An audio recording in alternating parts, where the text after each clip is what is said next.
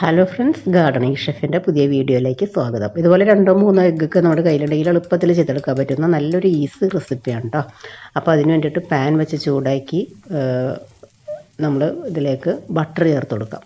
ഏറ്റവും സിമ്പിളായിട്ട് ചെയ്തെടുക്കാം കേട്ടോ. നമ്മൾ പുറത്തൊക്കെ പോയി ചെയ്ത് നമ്മൾ ഒരുപാട് പൈസയൊക്കെ കൊടുത്ത് വാങ്ങി കഴിക്കുന്ന റെസിപ്പി ഇത്രയും സിമ്പിളായിട്ട് നമുക്ക് വീട്ടിൽ ചെയ്തെടുക്കാൻ പറ്റും. അപ്പോൾ പാൻ ചൂടായിട്ട് വന്നപ്പോൾ ബട്ടർ ചേർത്ത് കൊടുത്തിട്ട് അതൊന്ന് ചൂടായിട്ട് വരട്ടെ കേട്ടോ. 1 ടീസ്പൂൺ അല്ലെങ്കിൽ 1.5 ടീസ്പൂൺ ബട്ടറൊക്കെ മതി. അതങ്ങനെ ഇരുന്ന് ചൂടാകുന്ന സമയം കൊണ്ട് ഒരു 2-3 എഗ്ഗ് കൂട്ടിയും കുറച്ചൊക്കെ എടുക്കുക കേട്ടോ. പൊട്ടിച്ചൊഴിക്കുക. അതിലേക്ക് ഒരല്പം ഉപ്പും പെപ്പർ പൗഡറും കൂടി ചേർത്ത് കൊടുത്തിട്ട് നന്നായിട്ടൊന്ന് ബീറ്റ് ചെയ്തെടുക്കണം. അപ്പോൾ ഈ ഒരു ടൈമിൽ നമ്മുടെ പാനിൻ്റെ ഫ്ലെയിം ഞാനൊന്ന് ഓഫാക്കിയിട്ടുണ്ട് കേട്ടോ, അല്ലെങ്കിൽ ബട്ടർ പെട്ടെന്ന് അങ്ങോട്ട് കരിഞ്ഞു പോകും. ഇനി ഞാൻ ഒന്നും കൂടി ഫ്ലെയിം കൊടുക്കുകയാണ്. അതിനുശേഷം ഇതിലേക്ക് ചെറുതാക്കി നുറുക്കി വെച്ചിരിക്കുന്ന ഗാർലിക് ഇട്ട് കൊടുക്കുക. ഇനി ഈ ബട്ടറും ഗാർലിക്കും കൂടി ചേർന്നിട്ട് നന്നായിട്ടൊന്ന് സോട്ടാക്കി ഒരു നല്ലൊരു മൊരിഞ്ഞ ഒരു സ്മെല്ല് വരും. ആ ടൈമിൽ 1 ടേബിൾ സ്പൂൺ മൈദപ്പൊടി ചേർത്ത് കൊടുക്കുക. മൈദപ്പൊടിയും കൂടി ചേർത്ത് അതും കൂടി ചെറുതായിട്ടൊന്ന് ഇതുപോലെ സോട്ടാക്കുക. ആ മൈദയുടെ ആ ആ ടേസ്റ്റൊക്കെ ഒന്ന് മാറി കിട്ടുമ്പോൾ 1/2 കപ്പ് പാലും കൂടി ചേർത്തതിന് ശേഷം നന്നായിട്ട് മിക്സ് ചെയ്യുക. ഒന്ന് തിളച്ച് വരട്ടെ. അല്പം ഉപ്പ് ചേർത്ത് കൊടുക്കുക. ഇതുപോലെ നല്ലൊരു സോസി ടെക്സ്ചറിലാവണം. ഇത്ര മതി. ഇതിരുന്നാൽ ഒന്നും കൂടി കുറുകി വരും. ഇപ്പോൾ ഇതിൽ കാണുന്ന ഈ ലങ്സ് പോലെ കിടക്കുന്നത് ഈ മൈദയുടെ കട്ടകളല്ല കേട്ടോ, നമ്മൾ ചേർത്ത ഗാർലിക്കാണ്.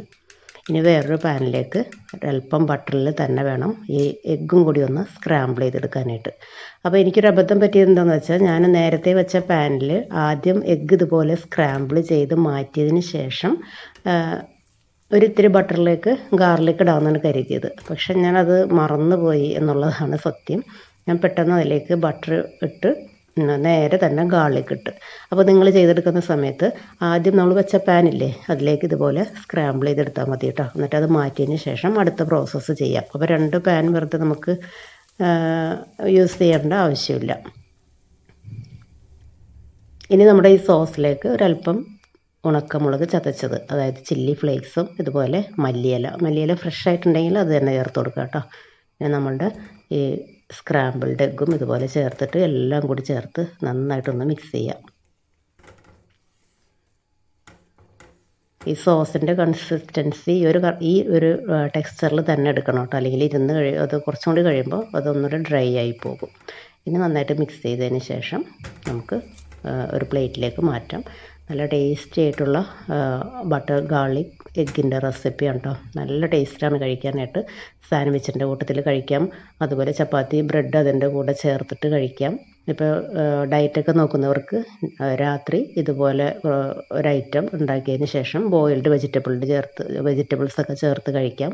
പിന്നെ കുട്ടികൾക്ക് ലഞ്ച് ബോക്സിൽ കൊടുത്തുവിടാനൊക്കെ നല്ല സൂപ്പർ ടേസ്റ്റി ആയിട്ടുള്ള ഐറ്റം കേട്ടോ. ഈ സോസും കൂടി ചേർന്ന് വരുമ്പോൾ കഴിക്കാനായിട്ട് നല്ല ടേസ്റ്റാണ്. അപ്പോൾ ട്രൈ ചെയ്ത് നോക്കുക. വീഡിയോ ഇഷ്ടപ്പെടുകയാണെങ്കിൽ മറക്കാതെ തന്നെ ഒന്ന് ലൈക്ക് ചെയ്ത് സപ്പോർട്ട് ചെയ്യണം കേട്ടോ. അതുപോലെ കമൻറ്റ് ബോക്സിൽ കമൻറ്റ് അറിയിക്കുക. അപ്പോൾ അടുത്ത വീഡിയോയിൽ കാണുന്നത് വരെ താങ്ക് യു.